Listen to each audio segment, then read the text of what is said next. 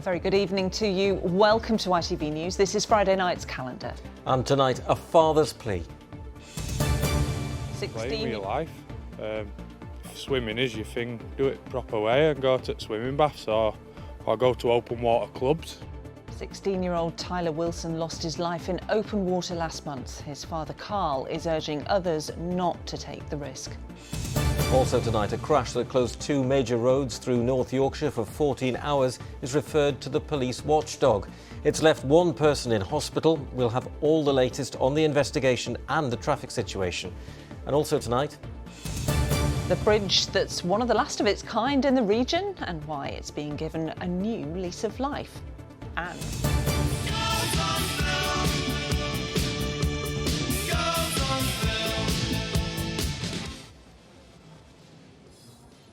And find out why the Peace Hall in Halifax is quickly becoming the star of the North's music scene.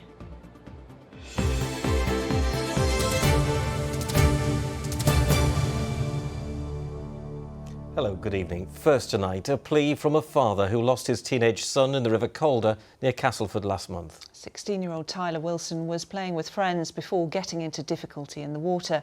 He lost his life having a laugh. His dad Carl says the laugh wasn't worth it. Today, on the day the inquest opened into his son's death, Carl Wilson is urging others to be aware of the dangers of swimming in open water. Adam Fowler has been hearing from him. You were a good kid, Tyler. You were up for out if it made people smile. But making people smile ain't worth trading your life. It was just before 7 p.m. on the 24th of May that 16-year-old Tyler Wilson jumped into the River Calder. His body was recovered an hour and a half later. Returning to Methley Bridge near Castleford today, his dad Carl is desperate to encourage other children not to swim in unsafe areas. You're playing with your life. It don't get everyone, but it does get a lot of people. But if swimming is your thing, do it proper way and go to swimming baths or go to open water clubs. You know, where there is triathlon clubs and stuff like that teach it, if that's what you want to do, but do it safely. Not where there's no help or anything for you. On the same evening that Tyler died, an 18 and 19-year-old lost their lives at High Esk Nature Reserve near Beverley. You wouldn't jump in, you're too scared. I'm not scared. Prove it. Wakefield Council has produced this video for Drowning Prevention Week, highlighting the dangers of swimming in open water. Carl supports the campaign and would like to see more safety measures in place on the region's waterways. I know you can't make every square inch safe, but every few hundred yards or maybe every mile, you know, there could be a ring. Just little things what would make it a bit, you know, if a passerby were going by and they come across something like that, they'd be able to help out. Nationally, the number of people dying in open water is on the increase. No one knows the pain this can cause more than Carl, and that's why he was so keen to speak out. I think you can just about cope with losing anyone apart from your kids. It's very different. How have you been coping? My mind's at the minute a lot stronger than my heart, so I'm just trying to do what my mind tells me to do. One big thing a day I've tackled, and then, you know, we just go home and find comfort with each other's company, family company. But, you know, I don't think anything can help at this present moment in time. With temperatures soaring, the temptation to cool off in open water increases.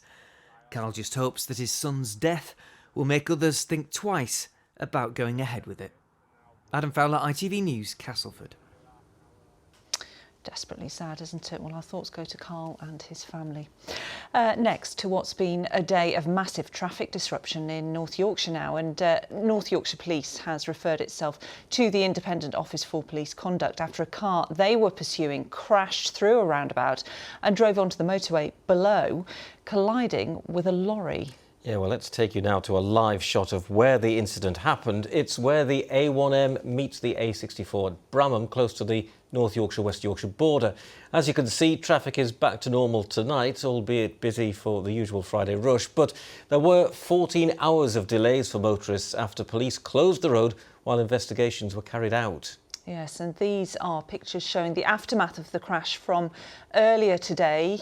You can see them there. They appear to show a white Volkswagen Golf that drove through foliage on the roundabout and crashed down onto the A1M, hitting crash barriers after colliding with a lorry. North Yorkshire Police confirmed that they'd been pursuing the car at around midnight. The driver of the car was the only person in it and suffered serious injuries. They were taken to hospital by ambulance. The police haven't said why they were pursuing the car. Train drivers at LNER, which runs services from Yorkshire to Scotland and London, will take industrial action as part of a different dispute to the ongoing national row over pay. The ASLEF union has announced that its members will refuse to work overtime from July the 1st until further notice, accusing the company of failing to adhere to agreed procedures. LNER says while it's disappointed, it's working collaboratively with the union and it remains focused on running reliable services. Still to come here on Friday's calendar, York's men's... Nothing better than an underdog story, is there? You know, no one fancied us getting to the quarter-final in the first place. York's men's rugby league side eye up a Challenge Cup upset, if I can get the words out. Meanwhile, the women's team have their sights firmly set on winning this outright. It's been helping people cross the River Yure since the 1700s, but find out why work to repair the last remaining privately owned bridge of its kind in Yorkshire is causing a bit of a divide. And after some clear blue skies across much of the region today with some strong sunshine, I'll have the full weekend forecast coming up in about 15 minutes. We'll see you then.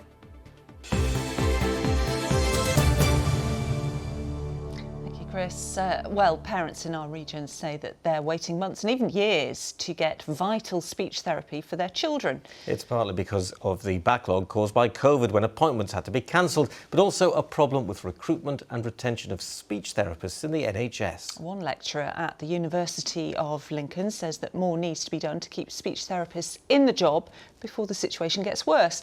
A recent survey found that a quarter of jobs in the sector are empty. Katie Ridley reports.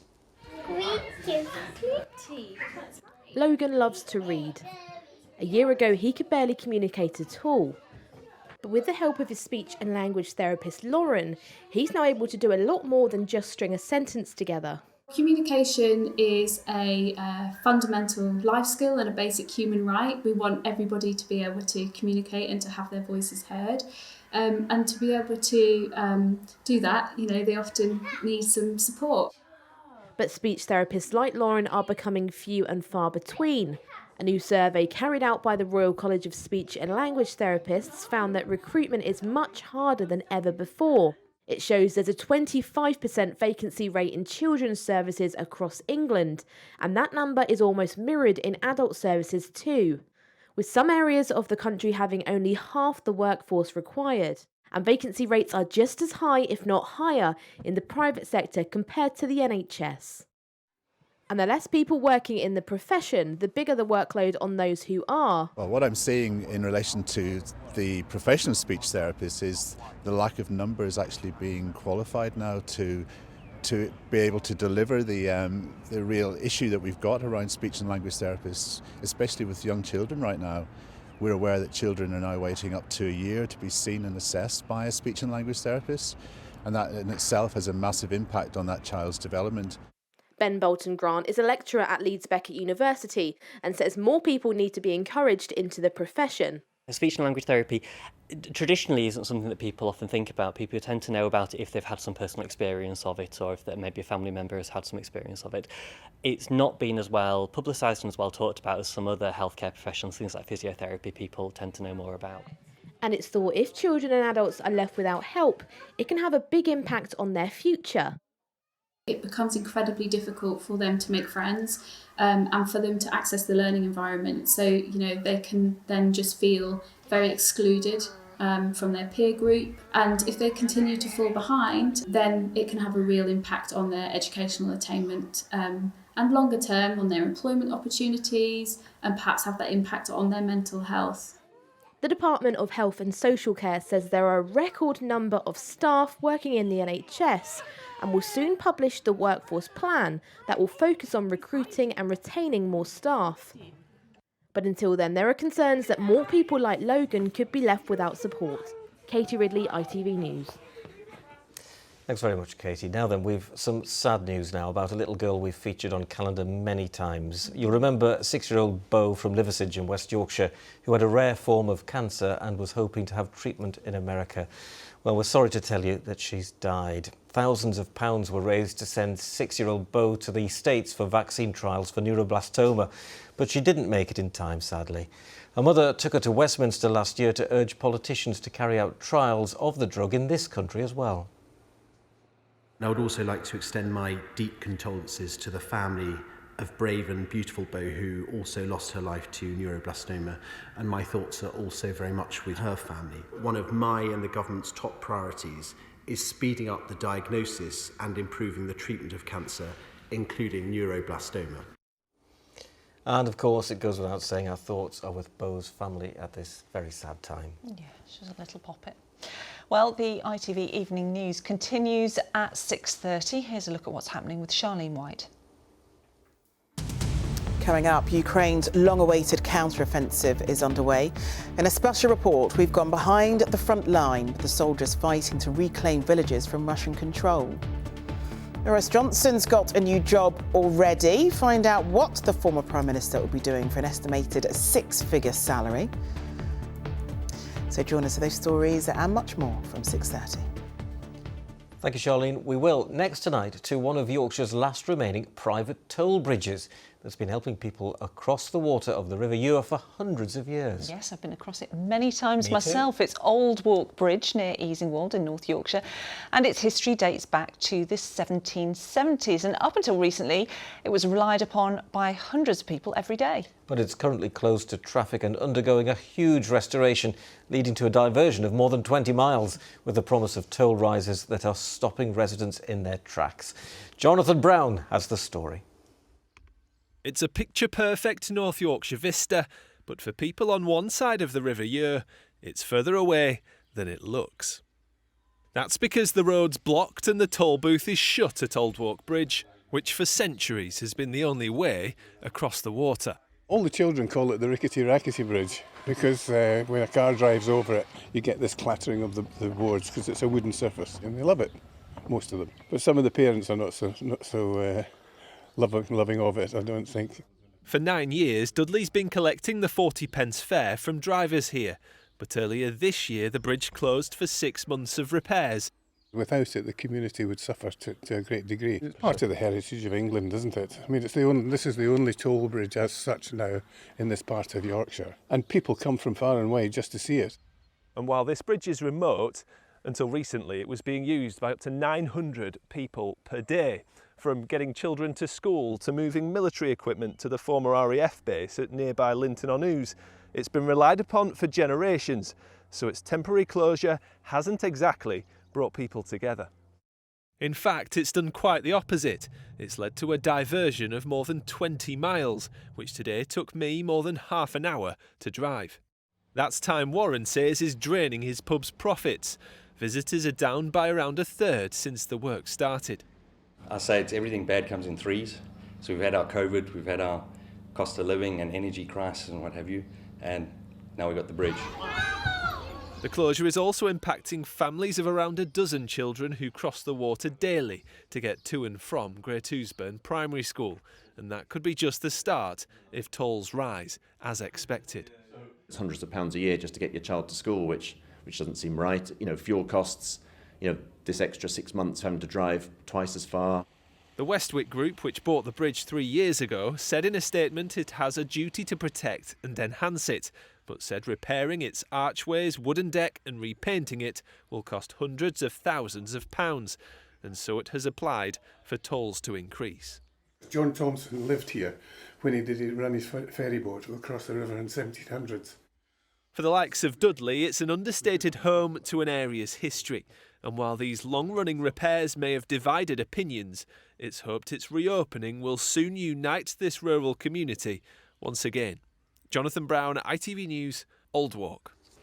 Now we're approaching crunch time in Rugby League's Challenge Cup. We've reached the quarter-final stage, but there's a few names missing. Yes, the Leeds Rhinos, Huddersfield Giants, Castleford Tigers are all out, leaving Championship outfit the York Knights as our region's last team standing. Well, on Sunday they take on Super League side Lee at York's Community Stadium as part of a double-header with the York Valkyrie, the women's team. It promises to be an exciting day, as Chris Dawkes now reports.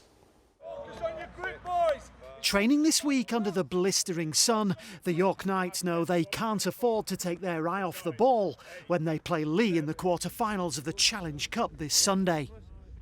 We're immensely proud of the fact that we've reached this stage of the competition, and to be the only championship club left at this stage of the competition is a credit to the playing group. We're excited about this opportunity, and for some of our players, this will be the first time that they've come up against players of this calibre and this level of competition, and hopefully, like I said, we can do the club and we can do Yorkshire proud.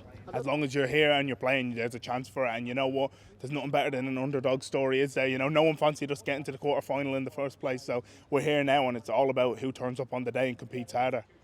For those heading to the Community Stadium on Sunday, well, they'll certainly get their money's worth. Before the Knights take on Lee, York Valkyrie, the women's team, play Cardiff in their Challenge Cup quarter-final.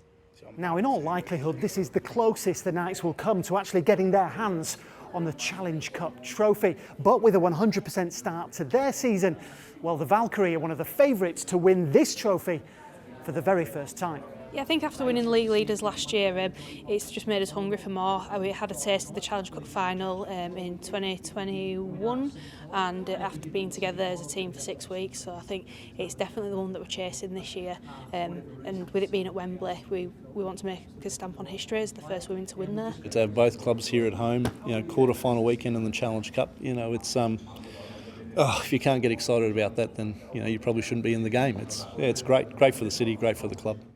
So it promises to be one of the biggest days in this club's recent history. The Valkyrie expect to make it 7 wins from 7 games. And if anything, these Knights will certainly be ready for the heat of battle. Chris Dawkes, ITV News, York. Leeds Rhinos and New Zealand international forward Zane Tetivano has been speaking about facing a heart operation following a stroke. The 32-year-old collapsed in training several weeks ago, and tests revealed he has a hole in his heart. He's been cleared to return to non-impact aerobic training, and so this Sunday he'll run the Leeds 10K to raise money for the Children's Heart Surgery Fund, which supports children and adults born with congenital heart defects across Yorkshire and North Lincolnshire. I wish I did this a little bit earlier, if you know what I mean. Not just to have my episode to kind of like kick in gear to do something, like this. I'm so excited for this. It's just giving back to our kids, mums and dads in need of help, and I would love to continue to do this, kind of stuff later in the years to come. Not only has he faced such a huge shock, but he's taken that experience and he's doing something really positive out of it to raise money for a charity like ours, which helps all the children, babies and adults across the region who have congenital heart disease. And we have a lot of funding to raise. We have £1 million to raise a year. And we wish Zane all the very best. Now then, Monday will mark the start of Armed Forces Week in the UK, with hundreds of ex-servicemen and women already training hard for this year's Invictus Games in September. All of the competitors have been injured or have a health condition that affects their lives, but that hasn't stopped their competitive spirit when it comes to adapted sports. Our reporter Amrit Birdie was invited to one of the training camps to meet the athletes and the team manager, who's from Leeds. For RAF Air Intelligence Analyst James, competing in this year's Invictus Games for Team UK is something he never dreamed could be possible, after being diagnosed with multiple sclerosis not long after joining the forces. I got told that my life would change completely, and one of the things that could help it was sport. I lost strength on my left side. And in powerlifting is actually strengthening that. It's rehabilitating me in the area. I went for the tryouts and all the selection, pre-selection camps and everything else. Did out the form for it, got selected, and the drive for this is giving me what I've lost when I'm currently serving in the forces. It's giving it back, and it's like this is my second chance, really. This year's games are being held in Dusseldorf in Germany, and 500 competitors from 22 nations will compete in a series of adaptive sports. One of these sports is wheelchair rugby, which, similar to the non-wheelchair version, can get pretty rough. Wheelchair rugby, it's a different level of adrenaline. I was a competitive netball player and a track and field athlete, so rugby gave me that rush of energy, and also it's the only time I can hit someone and not say sorry. By focusing on what people can achieve rather than what they can't, sports-based recovery programmes like the Invictus Games have been proven to help people recovering from injuries. Managing Team UK this year is Louise Assian from Leeds. She says the benefits of taking part in the Games are wide-reaching. The Invictus Games is part of their recovery. It's not the only thing, but it is a major part. But ultimately, a lot of the competitors will be looking at engaging back with their communities. And if we can provide that opportunity, that they've built their self-esteem and their confidence, and then they can be forging links back into the communities, then it's just a win-win situation. The word Invictus means unconquered, and if the dedication of the Team UK athletes here is anything to go by, there'll be plenty of medals on the cards for September. Amrit Birdie, ITV News. Well, good luck to all our region's competitors. Well, finally, it's fast becoming one of the hottest music venues in the north, with the likes of Noel Gallagher and Duran Duran gracing the stage last year.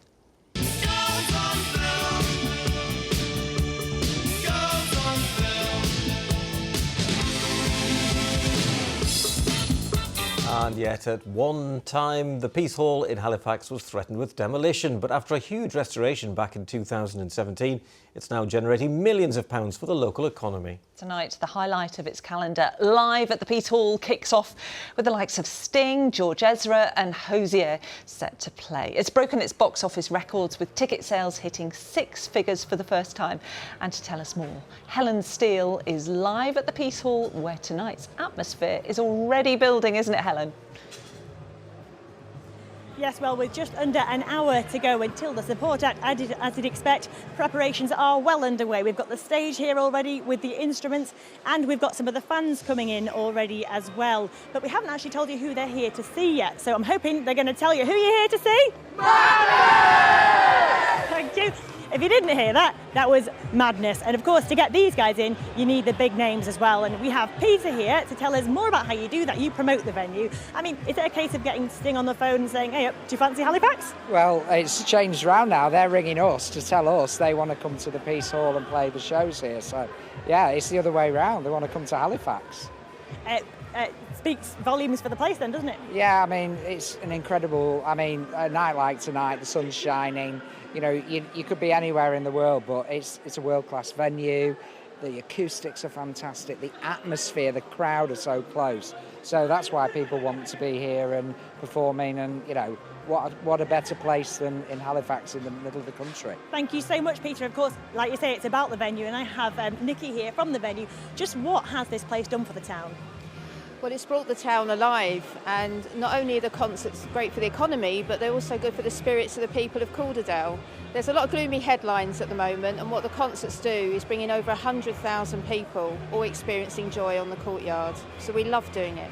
Brilliant. Some big names come in as well? Absolutely. We have Sting playing here, Boy Genius, Madness, of course, tonight, the Nutty Boys, Charlatans, Johnny Marr. The list is endless. There's 22. I don't want to miss anybody else off in case they get upset with me. But some amazing names, once again, gracing the stage. Brings a lot of money in for the economy as well, does it? Brings a lot of money in for the economy, not only for our tenant community that are in here and, of course, the Peace Hall Trust, but also for the town. All of the hotels are fully booked and all of the bars and restaurants are really busy, and that's what we like to see. Fabulous, thank you. Are you a fan of Madness yourself? I love Madness. I'm a Scar girl. Fabulous, and I bet I know some more Madness fans. I bet Ian and Lara are. And if you are, I do have a spare ticket for tonight, so if you fancy it, you've not got that long. We better get going quickly then. I'd love to see Sting. I'll fight you for it. OK. I'll tell you what, great to see the piece all doing so well, because I remember going there when it had just been renovated and had a sneak preview of what it was going to be like before it reopened, and it was spectacular. I didn't think it would end up like this, though. Well, and tonight as well, in this weather, doesn't it look amazing? I know, it really does. Well, if you are going along there, you will want to know what the weather is going to be like, and indeed for the weekend too.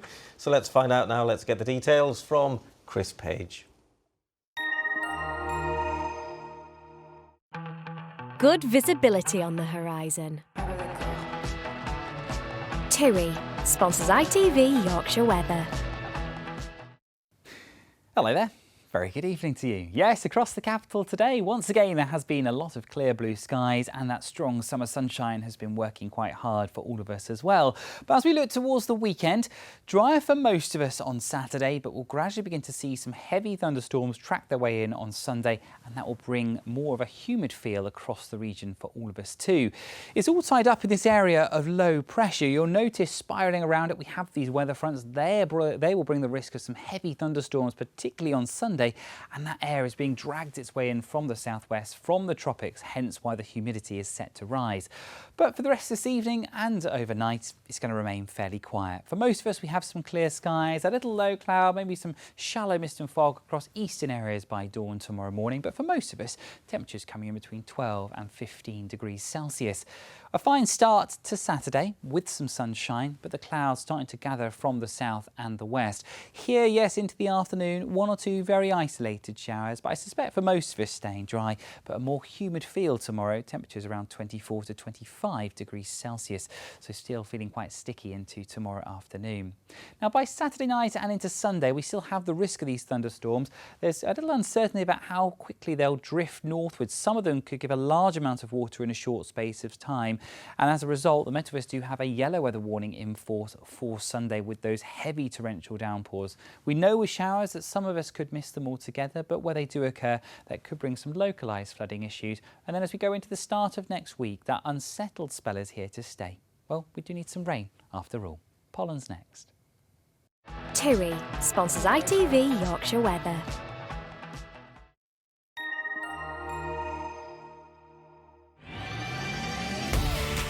Hello, summer. Piri sponsors ITV Pollen Count.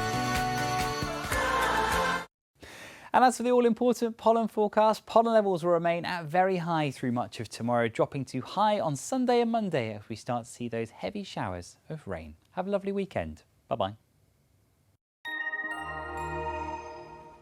Thank you, Chris, and thank you for joining us this week on Calendar. We love having you joining us and watching the programme. We do indeed, and I hope you'll make a day to join us again on Monday at 6. For now, though, from all of us here on the team, have a great weekend. Good night. Bye-bye.